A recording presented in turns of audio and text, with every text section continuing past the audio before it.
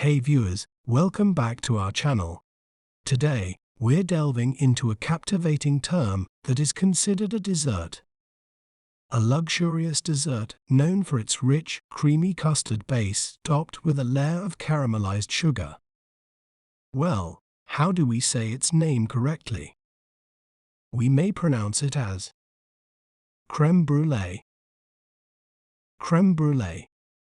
Crème Brûlée. Crème Brûlée. Crème Brûlée is a French dessert, often served as a sophisticated ending to a fine meal, commonly featured at upscale restaurants and special occasions like anniversaries or elegant dinner parties. Isn't it fascinating how breaking down a word can make it clearer?